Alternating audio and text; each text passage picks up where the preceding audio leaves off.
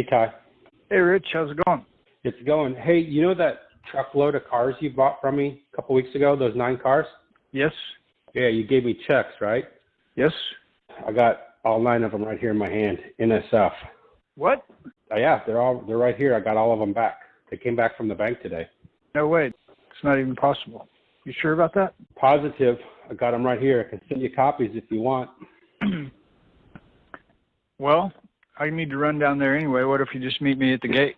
I'm Rich Levine, and this is Meet Me at the Gate, where we're not just talking theory, we're tackling real-world problems head-on, driving solutions that supercharge productivity and team dynamics. Every episode is a journey towards improvement, empowering you, the manager, to lead with innovation and confidence. Join us to transform everyday roadblocks into highways for success. I've been trying to figure out, how does a dealer go to an auction, write $100,000 worth of bad checks for, whether that's 10 cars, 5 cars, 20 cars. And as I'm trying to sort through this, I'm thinking about my transportation days. So wholesaler guys that would sell to large buy here, pay here centers, they would always be calling, when are you going to come get these cars? I need you to come get these cars now. I'm like, dude, what's the big hurry? Well, they've been floating this for 60 days waiting on the title. They've got all the recon done. So what, I don't know if you know this, but what some of these big buy here, pay here centers do is they make a deal with the wholesaler. Here's the list of 28 things that you have to do to this car before we'll buy it. And after we buy it and we find something we don't like, we're shoving it back down your throat. That's a real story. That really happens in real life every day. So these wholesale guys are like, okay, I can hit 28. I could probably even do 30 on my checklist. So I'll go to the auction. I'll buy the car. I'm going to bring the car back. I'm going to do the recon. And then I know I'll get the title in 30 days or less. So I can sell it to the buy here, pay here guy. And I can call and yell at Ty to hurry up and come and get them because they're ready to go now. And the hair is on fire, man. I mean, you can hear it through the phone. I mean, it's like there's this sense of desperation, anger, frustration, anxiety, all kinds of things building up. And you're like, as a transport guy, you don't, what's going on? What's he doing? Why is he acting like this? So I'm trying to figure out how a dealer goes to an auction and drops 100K on cars, leaves, writes a check for them, right? Writes a check for the cars, leaves with the cars, and then the checks bounce. I don't understand that. I don't know how that works. How does that work? It only happens once. Maybe one auction, it only happens once, but you go to the next auction. Okay, you're only going to bounce a check once. So let's rewind this back. So you're saying wholesaler buys a bunch of cars at auction because he's got to get in the recon center because he's got to hurry up and get them on the truck to get them to the next place so he can sell them so that he can collect his money to make sure that the checks he just wrote are good. Is that really what you're saying? All yeah, right. That's exactly what I'm really saying. Yeah. Okay, so let's just do this at one auction to start, and then we'll get complicated as we go. So dealer comes in and wants to buy cars. He has to sign up, correct? We talked about this in the podcast. Signs up, goes to the front girl at the front desk. Who's that one you said your favorite gal? What? Don't mention the auction, but your favorite gal. Hey, if I just give you my auction access number, blah, blah, blah. Oh, yeah, you're good to go, Ty. Here's your bid badge. Go buy. Okay, so you've never been to an auction before. Auctions are just starting. We'll kind of unpack this, unwind it. So you come in and you sign up, say, hey, I want to buy cars. Great. Ty, here's what it takes to buy cars. You got to have good funds on the day of the sale. So you buy the car. And then as soon as you buy it, you need to walk inside. You need to give me good funds. Can't be a check. It's going to have to be cash, floor plan, or a certified check. Got to give me good funds. And then as soon as you give me good funds, I'll give you the car. Great. And then I'll give you the title as well. You'll get it all. So you do that. So you do that week 1, you do it week 2, you do it week 3, week 4, so on and so forth. Now you got 90 days, you've been kicking butt. So you start buying a few more cars. Now you go from 1 car to 2 cars to 4 cars to 8 cars. So you're building this up, right? You're building up your credibility. And then you start getting good, and then you say, all right, I'm going to go to the auction down across the town. Let's back up real quick. So you approach me. Hey, Rich, I've been coming here for 6 months. I've been buying these cars. I've been giving you certified funds all the time. My money's always good. You know it. Can I just give you a check? It'd be so much easier. I just pull out my checkbook. I write you a check for each car. You give me the title, I get the cars, I get out of here, we're all good. You drop the check, it's all good. Yeah, Ty, no problem, no problem. Another 6 months goes by, you're kicking butt. So we're a year into this. So you've been doing this for a year. You and I have built up credibility for a year. I'm a member of the NAAA, National Auto Auction Association. You're in auction access, right? So now your transactions are insured. So you give me money. As soon as you buy that car, that transaction's insured. You go across town. Whoa, wait. Who's doing the insured here? So AAA? Well, so I, as an auction, with auction access, you sign up with auction access, and then I'm going to push you over, and I'm going to get a hold of a Auction Insurance Association. Oh, AIA. that's what auction access. Yep, Auction that's where access is access, yep. So I'm paying them. Every auction as a dealer. Every as auction, an auction pays as an auction pays. So we have an insurance policy. So we're buying a policy, and that policy is they're insuring us that you're actually going to pay, that you're going to be good funds. So let's go back. Now you've built up a year with me, and you want to go to the auction down the street, across town. Maybe it's 100 miles away, 90 miles, depending on where you're at in the country. It's a big city, same town. If it's Midwest, it's same state, or the next door state. Maybe it's across the river in a different state. Who knows? Right. So you go over there and you walk in and you say, "Hey, Mr. General Manager, I'm Ty. I've been buying cars from Rich across town, and I've been doing it for a year, and I'm on checks. Ooh, let me pull this up. Yeah, you are. You're on checks. Let me call up Rich." So General Manager calls me up. Ring, ring. Hello, it's Rich. Hey, do you know Ty? Yeah, I know Ty. Does he pay? Yeah, he pays every time, like golden. Great. So he runs over. Hey, office manager, I need you to go put Ty on checks. He's good. Hey, Ty's never been here. We don't know him. No, I talked to Rich. He's good. Hey, now do that times 3. Now do that times 4. Now do that times 8. Now you've become a big wholesaler. So you're buying 10 cars at every auction. If there's 8 auctions, now up to 80 cars, right? And now you're moving these cars. At one point, all it takes is for that domino to break once, and you not have cash in the bank when the auction deposits the check. And then what happens? Bells, whistles, check bounces. Then the auction gets an NSF check. Pick up the phone. Ty, hey, you know those 10 cars you bought from me last week? It was a total of almost $100,000. I think it was 98,000, something about right in there. Yeah. Oh yeah. All those checks bounced. What? No way. It's all good. I got the money. Yeah, I know you're always good for the money, but right here I got the checks. I need you to pay me. Can you come pay me today? Yeah. I'll be right there. How fast does it take for me, the dealer, to go to the auction, buy the car, walk up to the counter, write the check, leave before you the auction figures out it's insufficient funds? Is it a day, a week? How long does that take? Probably 4 or 5 business days, depending on the bank, depending on the day of the week. So what day did you drop the check? The savvy dealer knows that he calls that his float. Is that the right word? I think the right term is kicking the can. Kicking the can on the road. Yeah, it's a float. Okay. It's absolutely a float. He knows if it's 4, he can tell himself I got 2, and that give him a little bit of a breather to try to come up with the funds. Because just honestly, when you write a check, are you kidding me? You don't, especially like a $30,000, $40,000, $100,000 check. You don't know that you don't have the funds, or you do know you don't have the funds. I mean, I firmly believe they do know exactly what is in that checking. Yeah. Now here's the dealer. I love the dealer. Hey, hang on. Love the dealer. Oh, you got it. Wow, look at you. Wow. I love the dealer. So I still love the dealer, but we got to also protect ourselves. So I also know of dealers will do, they protect themselves. So they'll probably have 2 checking accounts. They got a master checking account where everything's at, all their money, maybe 3 accounts, maybe more. So let's say they have 3. They got a master account where all their cash sits. Their liquid cash, whatever they can use to spend to buy cars, pay their bills, whatever. Right. So you buy these cars at the auction. Hey, transfer money from account A over to account B so I can write a check on account B. That's my wholesale money. And then you got account C, and that's your retail money, what you're using for retail, for recon bills coming in, going out. And you got this money, and you're keeping track of it. I have a lot of guys that'll come in and say, hey, I got to transfer money. Okay, great. Get the money transferred because I'm dropping the check. It's going to happen. It's a go-to. It takes a couple of days. But once you lose that trust, here we go. We're back to that trust, right? as soon as one check bounces, you get an NSF and you can't cover it immediately, that throws up a lot of red flags.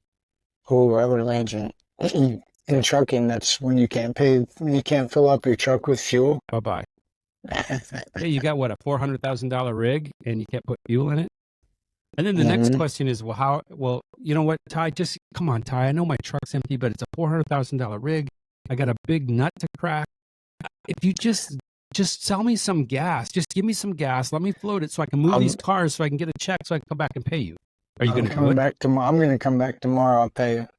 Well, depends again. It goes back to relationship. And then that's where it gets really squirrely because, we value relationship. That's all we talk about on Meet Me at the Gate is relationships, building relationships and loving the dealer. And then we get to a place where there's a breach, something happened, and how do we deal with it? And I'm sure this isn't an isolated situation. There's a lot of auctions in the United States. I would imagine that, is it fair to say that every general manager of a dealer-only auto auction has come across this at least once? I would say if they've been in the industry more than 2 or 3 years, yes, they've come across it. If they've only been a GM for 2 years, 3 years, they might be lucky and haven't run into it. But the other thing is, look at how many people have been in this industry for a long time. You may have been a general sales manager working your way up. You probably experienced it. You might not have been the general manager, but you're probably at the auction when this happened, or a fleet lease manager, or a department manager, or anything, accounting manager, controller. I think the transport guy that had to go pick him up. Yeah. Hey.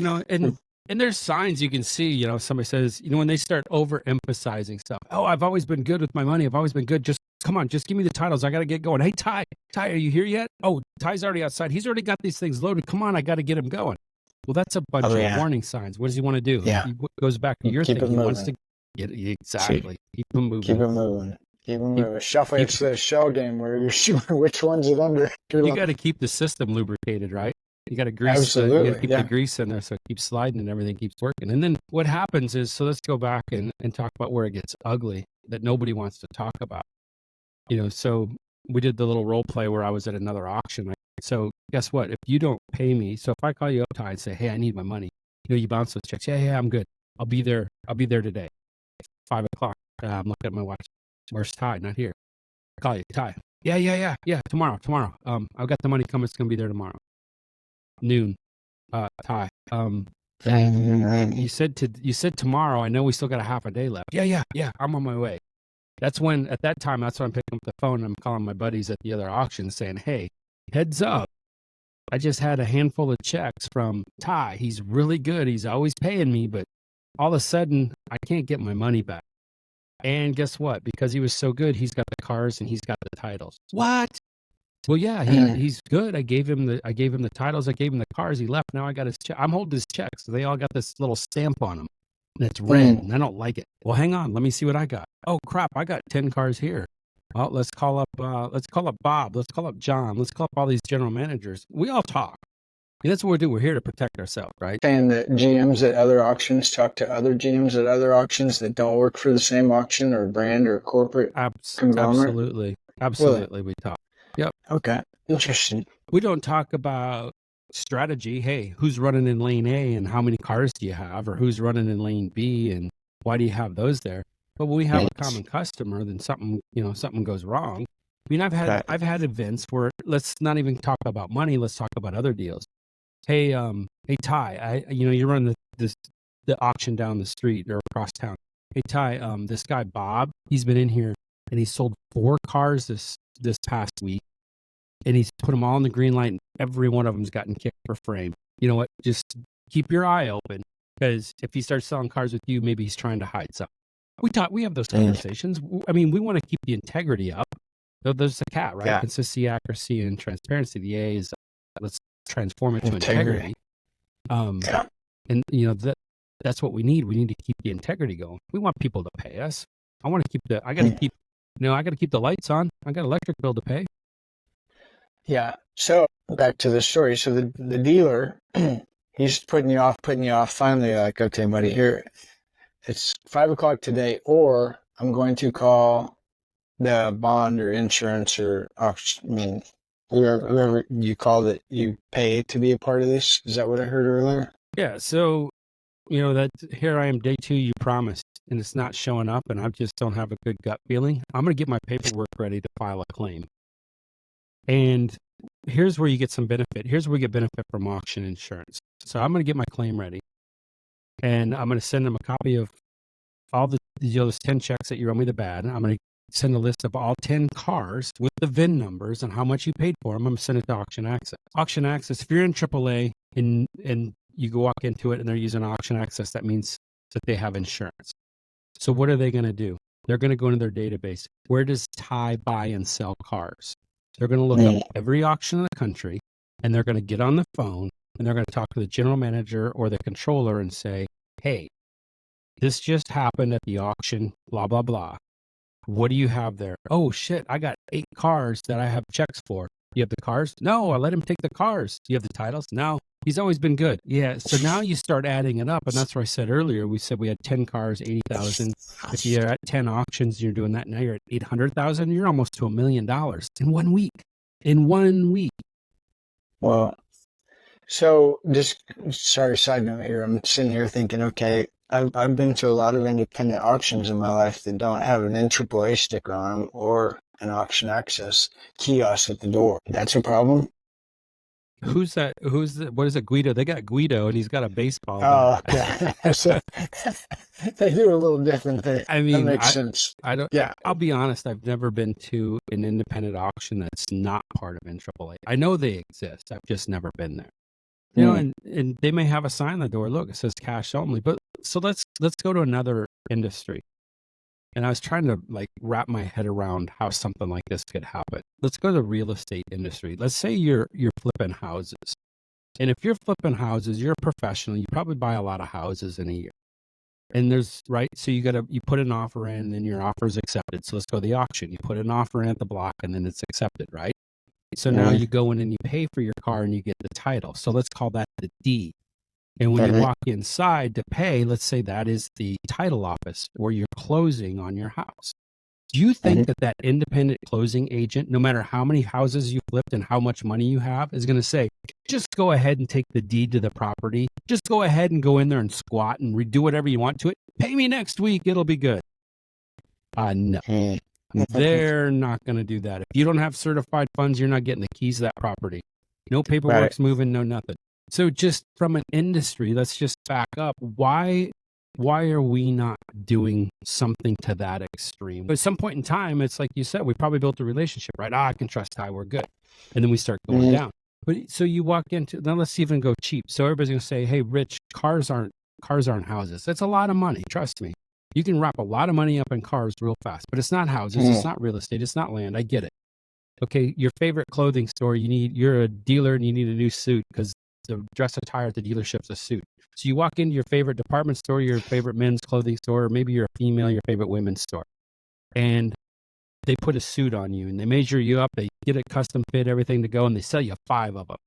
Are they going to let you walk out with those 5 suits and not pay for them? No. So why are we in the automotive business letting people come in, transact, and then leave without having guaranteed funds? Even if it's just a check, you're not going to write a check to close on a house. They're going to tell you straight up, nope, got to have certified funds. Well, okay, so now you got me really spinning out. I'm thinking about our friends like Joe Cato at Kinetic Advantage floor plan companies. There's Joe, buddy of mine at Axel. I'm sure you know somebody at Next Gear, but so you have floor plan companies. Now, how does that work for the auction guy? I am not the title floor plan front office guru. We need to get that person on here. So if you're listening to this podcast and you got a front office guru, no, Joe's floor plan. We can have Joe in a separate one. Oh, we need front office. We need a front office manager. So if there's one out there willing to talk and help us understand some of this. What do you call them? Front office what? So the front office manager. So remember at an auction. Yeah. So okay, so basically the office manager. Yeah. So usually yeah, exactly. Yeah. Yeah. That usually has a relationship with every dealer in the entire auction. Yeah, and there's another stereotype. Why is the front office manager always a lady? Why is the general manager usually a guy? Why is the arbitration person typically, not always a guy? Why is the mechanic shop guy a manager? Things that make you go, We're getting off on the wrong topic now. Yeah. No. Well, but these are the things that make the auction go round. Think about it, right? Uh-huh. I mean, we're talking about a dealer who walks in and writes $100,000 worth of bad checks for, say, 8 or 10 cars. And we give the guy 3 days and the check comes back insufficient funds. Then we're going to give him 2 days to hurry up and get in here before we go ahead and call our insurance company. So if you're a smaller independent auto auction and you're not affiliated with Auction Access, which if I'm hearing you right, if you're affiliated with Auction Access, that's part of being with the, what do you call it? AIG? Auction Insurance AIA. Agency. Yep. Auction Insurance So Agency. here's something that's going through my brain while you're talking about that. You said 3 days. So you got 3 days for the check. It's probably a pretty good number. So my sale, for example, here's a Wednesday sale. All right, so let's just play this out. You know where I'm going. I'm going. All right, so you buy the car from me on Wednesday, Wednesday afternoon. All right, this is even better. You buy it on Wednesday. You buy it on Wednesday afternoon, right? And I'm in a city with 8 auctions. What does that mean? You drop the check, you load it up, you take it and you wash it really quick. You run it across another 8 other auctions in town. That means they're going to have a lane somewhere if they're a wholesaler. Now, tomorrow it's running in a different lane. Hands go up, sells the car, gets $500 more than he paid for it here. Now he's $500 ahead, minus his $100 to ship it, whatever.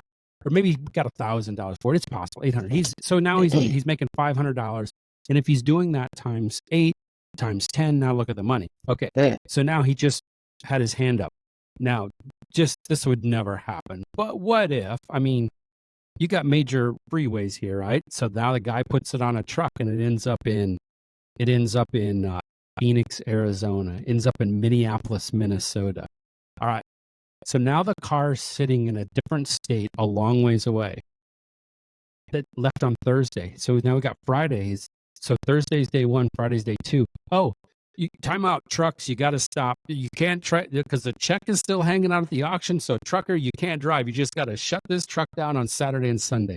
That's not going to happen. No. So now the trucker's transportation, the wheels keep turning. You got 2 more days. That car can get that much farther away. Now let's say we've got the check and we find out on Monday it went bad. And you call the guy up. Hey, I need that back. Blah, blah. Oh, car's long gone. I've sold it. I got the money. It's on the way. I'm going to come pay you. But what's the other guy doing? What if he retails it? He's not supposed to, but what if he retails it? What if he's another wholesaler and he wholesales it again? That thing can go through 2 or 3 hands before that check comes back. And people say, no, it's not going to happen. Yes, it does happen. It does. Yes, it does happen. So when you walk through the door at the auction and that culture slaps you in the face and then we politely say, hey, I'm going to need certified funds today. We ain't joking. We're not playing. We're not trying to make your life miserable. We're just trying to make sure that we can have revenue and income and cash flow coming through so we can pay all of our employees so they can go buy lunch tomorrow, so they can pay rent, so they can do whatever they do. That's why we want certified funds. Let's help me figure this out. Okay, so let's just stick with the same guy, $100,000, 8, 10 cars, and all those 8 or 10 cars had titles. So he gives you a check, he takes the title and the car, and he goes and wholesales all of them 2 states away. Yeah. Now what do you do? Pray. Call auction insurance. And that's why we have auction insurance. But as we're sitting here talking about, I keep thinking about all these conversations we have. If you just bring the title, life will be better, everybody.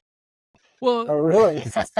Okay. Gotcha. So it is. No, it still is better because we had a title. So that's going to make it better. That means I can floor plan. That means I'm going to get more money for the car. I'm still going to say, bring me the title. But don't kick me in the kneecaps or kick me below the belt when I tell you as a buyer that I need to have guaranteed funds. Then that's when I start having issues. So tell me guaranteed funds one more time. Cashier's check? Cashier's, well, in the old days, we used to take cash. Nobody wants to take cash anymore. But cash, cashier's check, ACH or money. ACH is a little sketchy, but wire me the money or have a floor plan. Okay. Have credit. So, now this is kind of scary. Have credit. Well, cash is king, but I need credit. Yeah, but I'm just thinking the floor plan that I know of, those guys, they deal with dealers and auctions every day. So they probably got a pretty good understanding of all the things that can go wrong. They probably experienced it to one degree or another. Right? Those guys. But, what I did when I had my dealer wholesale license was I had a revolving line of credit at the bank. And buy a car here. Usually I just bought the cars that we damaged on transportation, but you end up with an extra car or two wherever it comes from. So that's credit. I'm just trying to think of all the ways to avoid this problem, because it turns into not a couple hours. This turns into a couple days. Is that right? What, to get your money back? To sort through this. Oh, sort through it? I'm missing $100,000. I'm missing Yeah. cars. I got Yeah. bounced checks sitting here with red ink stamps all over it. Oh man. Yeah. I had to pay $100,000 to the 5 different accounts that I serve here at the auction every week. They wanted their money, so now I'm out $100,000 of my own money. Yeah. That's the other side, right? So you give me a title. If you're the seller and you give me a title and you sell that vehicle, you expect money back that day for that purchase. So I've got to have. So how do auctions do that? Do they do ACH, or how does that work with auction? Most of them are checks. Some of them are ACH. Depends on what they are. A lot of the commercial ones are all going to be ACH. Most of the guys come in and they want a check right then. They're still old school. Give me a check. But is our money good? And that is a real question. An auction? Is the auction's money good? We're handing over a check, right? We have money in the account. That's the other thing. We got to make sure there's cash in our account if we're going to pay. I mean, just think of the transactions. That's what I'm saying. Yeah. Average, let's just say let's just go super easy. We'll do one lane at one auction. 100 cars in the lane. You sell 50 of them. Average price is $50,000. Or it was $10,000. So now you got 50. Yeah. You got what, $500,000, right? My math right? Yeah. That means I have to have $500,000 in the bank just to pay the sellers. See if I got a title on every one of those. That doesn't include the auctioneer, the ringman, the 2 people on the block, the people driving the cars, the people that had to set the cars in the lanes. Oh, and my gosh. that food truck that you want there because you want the good hot dogs and the free coffee. Yeah, I got to pay the food truck to be there too. Oh yeah. Yeah. Oh yeah. So the auction's dumping out a lot of money that probably the average dealer doesn't really understand, right? Oh, heck yeah, we're out a lot of money. Bam, just like that. Gone. He gone. Yeah, I mean, I'm talking about just daily operating. I mean, I think this is a good conversation too. Sorry to slide over, but you go to the dealer and you say, "Hey, what do you think about the auction? Your fees are too high," like that. I've never had anybody say that to me. Nobody's ever said that to me. Well, they tell it to the transport guy all the time. I walk in and they tell me, they're like, "Rich, can you do me a favor? Can you raise your fees? Because I don't think you're making enough money. You should pay more." But then it's like, okay, as a transport guy, I look at the dealer and I always thought, man, they're just sitting there making money. Whereas you get to know the dealer guy and you start asking him, how much is your electric bill? How much do you pay Bob to do that and to Ted to do that? And how much does that cost? And interest on your floor plan daily. Wow. And now times how many cars? Whoa. Yeah. That's one car?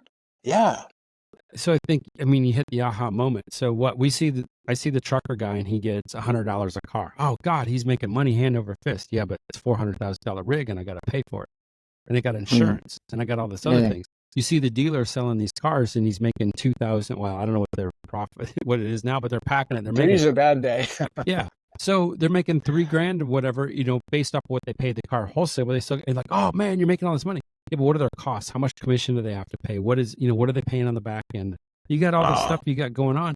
And the auction's the same way. I mean, you hit it perfectly. It's like, damn, I got lights, light bill. I got property taxes. I got employees. I got workers' comp. I got whatever else. You got a train that blows your Wi-Fi out every week. So you got to. So I got to upgrade the Wi-Fi.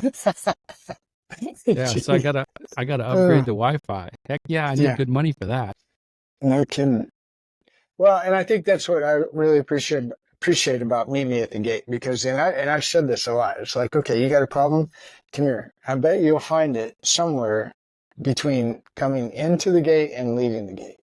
Right? Oh, yeah. I mean, you can always track all this back. Somehow, it always ends up at Meet Me at the Gate. Yeah. Yep. Absolutely. Meet Me at the Gate. Well, how did the transport guy know that the dealer guy was writing hot checks for all the cars that transport guy said, well, because the transport guy spent 4 hours trying to get paid to haul those cars across town. Used to, they'd pay me before I got the check was on the desk. Now I got to stand around for it. And I got places to go, and it's hot outside, and the hotter it gets, the shorter my fuse gets because I'm a transport guy. Transport guys just have bad attitudes most of the time, right? Yeah. So you start following this trail, and if you're paying attention, this is what I love about being the transport guy, because nobody thinks he pays attention. Oh, he knows. Meet me at the gate. Something's up over here. So yeah. here's another scenario, and that just came up with this, and I know this has happened. So I got those 10 bad checks, right? And we know that these wholesalers or dealers are going and doing multiple auction. Hey, Ty, I need you to go over to ABC Auto Auction and pick up 5 cars for me. I got them over there. I need them back right now. You get over there. You walk inside. Hey, I need the 5. No, I'm sorry, we can't. Cool. What? No get. You're gonna have to call. You have to call your dealer dude and find out. But I can't give you the gate passes. Hey, what's going on over here? Oh, damn. I'm getting on a plane. I'll call you in a minute. I'm getting on a plane flying to Vegas. I'll call you right back. You know it happens. They send a transporter over to grab them, try to get them back or get them sold or whatever. And then all of a sudden the other auction's got it on lockdown. That's where auction insurance helps us. I mean, people, we need auction insurance because they can help. They can talk to other people. We can get out in front of it. Now, here's the other thing we didn't talk about. So in our scenario, we said there was 8 auctions, right? 10 cars, 8 auctions. That's 80 cars. Who's going to get paid? If anybody's going to get paid out of those 8 auctions, who's going to get paid? I would hope it would be where they were originated, the original transaction. That's what I would hope. You would hope. Yep. How does that become the original transaction? And here's where it gets scary, and where dealers might go, "Hey, you're not showing me the love right now because you turned me in. Because if I turn you in second, I got a great chance that I'm not going to get paid. If you bounce a check, so it's first come first serve. If I'm the first one to report it, it's on me. Hey, guess what? Ty just wrote me 10 bad checks. Oh, really? All right, bam. Guess who's on the top of the list? And then what are they going to do? They're going to start doing some assessments. All right, where else is this individual doing business? They're going to start talking to them. After that, it's a wild goose chase on whether you're going to get your money back or not. I mean, if a dealer has it and they're doing the right thing, absolutely, they're going to pay up. They're going to make it right. They really are. But if they're going down, you want to be the first in line. Otherwise, you're not going to get anything. And I've seen situations during COVID. I saw one where everything got seized. I mean, everything got seized. And it wasn't, Hey, you got room there? Yeah. How much room? Well, we got 50 cars coming. Yeah. I think I was the guy that picked them up. I think I was the guy that got the phone call at 10 p.m. with some disguised voice. We're going to go get the cars. What? Yeah. And you're there at 6 a.m. Yeah. The other thing you talked about the floor plan guys earlier too. So let's say these are floor plan and the check of the floor plan bounces. What's the first thing those guys do? They jump in their car, they drive their lot, and they're going out and they're doing an inventory of every car in the lot. Hey, you floored these 10 cars with me. Where are they? Oh, well, I sold that one at the other auction last week. Okay. I'm going to have to see the bill of sale. Okay. I got the bill of sale. What? There was no title with it? What? Whoa, what? Hang on. What's going? Yeah. I mean, there's all kinds of. Oh my gosh. Yeah. So let's go back to solutions because it's easy to rail on the bad guy that does dirty business. And I think it's fair to say we love the dealer, and this is kind of not necessarily a one-off. I'm sure it probably happens more than anybody wants to talk about, but it happens more often. A reality. And so here's my takeaway. The relationship is invaluable. And now when I say that, I'm not just talking about the relationship with the dealer because we just got hoodwinked, right? We've been doing this for a year now with the same guy, and all of a sudden what happened? So the relationship aspect that I heard from you is relationships with other GMs, other auctions. Probably have a decent relationship with your transport guy. Who hauls that guy's cars all the time? How's it going for him? Has he been getting paid? What about the detail guy? And I'm not saying you got to go into that kind of in-depth investigative, whatever CSI auction guy. But the reality of it is you can get clues from different vendors that you have a relationship with, and as well as other auctions. So if I were watching this, I'm a general manager, assistant GM, I'm somebody at an auction, and I've seen this happen, and I don't know how to work it out. You can call Ty 417-483-2764, and I'll put you in touch with Rich. Say that number again. 417-483-2764. It's my cell phone. I answer it too. Here's another piece. Let's go back to that last podcast episode we just released where we talked about the why statement. At the end, I talked about what my personal why statement is: to learn, to grow, to lead, create a world of dignity. So Ty, you walk in and you bounce 10 checks with me. Okay. Just imagine. So if you're a general manager out there, just imagine the emotions that's got to be going through your dealer's heads. He knows he's in a bad spot. He knows all this. So what happens in the human brain? Well, you start putting up defense mechanisms. You start going into fight or flight. And what do you do when the GM calls and says, hey, I need my money? You go into fight, right? So now you want to fight. But if that guy walks through, and my only ask is just treat him with dignity, give him respect. They know they made a mistake. They know they screwed up. They know they're in the wrong. You don't need to rub their nose in it and tell them how bad they were. Because here's what I think is going to happen. The auto industry's tiny. That guy is going to, even if he ends up in the KO book, which is a whole different thing, he's going to call everybody he knows and say how bad the general manager at this auction treated him when things didn't go well. When things go well, of course he's going to be treated well. But you got to treat people with, remember, it's not what you say to people, it's how you make them feel. So when you got a rough situation, do your best to make them feel good.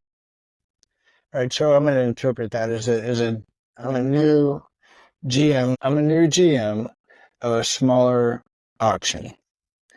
And if I'm hearing you right, if I come across something that's maybe a little rough that normally I would blow my top or definitely use my sharp tongue, get a really sharp tongue, you're saying maybe don't go that route. You're saying handle this individual, this situation, this problem with, I'm here to help you. I'm going to give you the respect, as much respect as I can. And I want to help you get through this. How do we do that? That's what you're saying. Don't say it. No need to fly off the handle. No need to go grab the guns. No need to get the dog.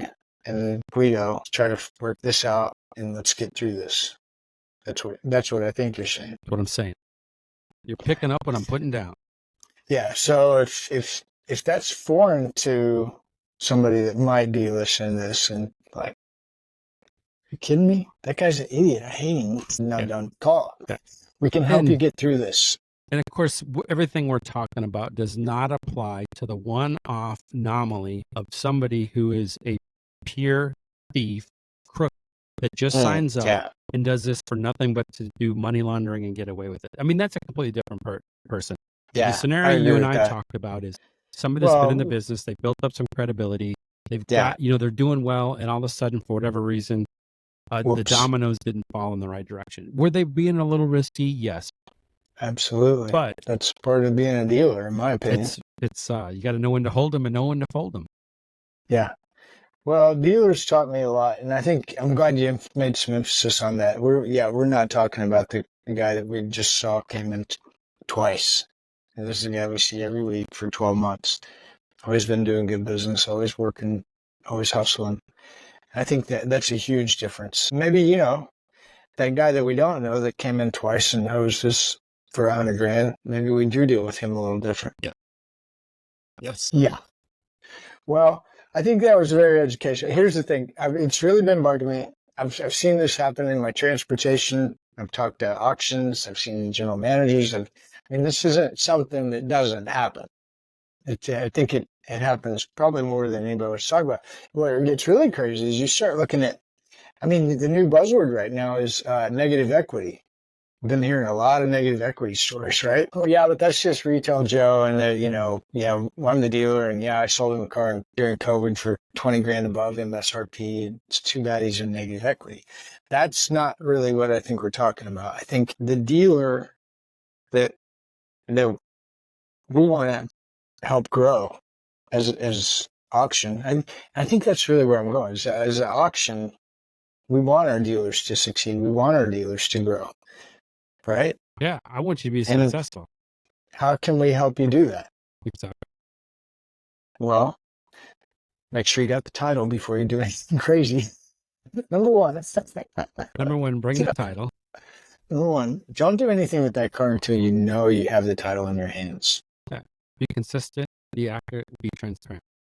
Yeah. Show up every week. No, sell that's your really good. cars. Yeah, bring a title. And be accurate with do a CR on it. Put it out there and then be transparent. Why did you bring this car to sell it at the auction?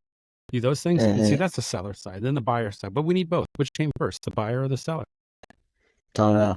Haven't figured that one out yet. The seller. working Because on if it. you got a buyer and there's nothing to buy, then do you really have a buyer? Yeah. What are you doing? What do you Well, I do appreciate you taking the time to help me walk through that. That really, I'm sure I'll forget, but I feel like I have a much, much better understanding of how to navigate dealers that may run into a problem.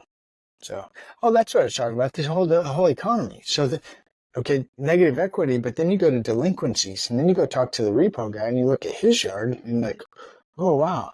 So, I think it's kind of weird to assume that a smaller independent dealer may not run into a similar situation, delinquency, late, especially if retail's really dragging their feet right now. You know what I'm saying? Everything's got to work. When you're floating cars, everything's got to work. If it's out of sync, you're in trouble. Yeah. So it's good. We're here to help. Meet me at the gate. Hey, just meet me at the gate. We can figure it out. Meet me at the gate. Thank you for joining me on this episode of Meet Me at the Gate. I hope the conversation has helped to fuel your drive and equip you with insights to steer your team towards success. Remember, the road to success is always under construction. And until next time, keep your engines revving and your gas tanks full.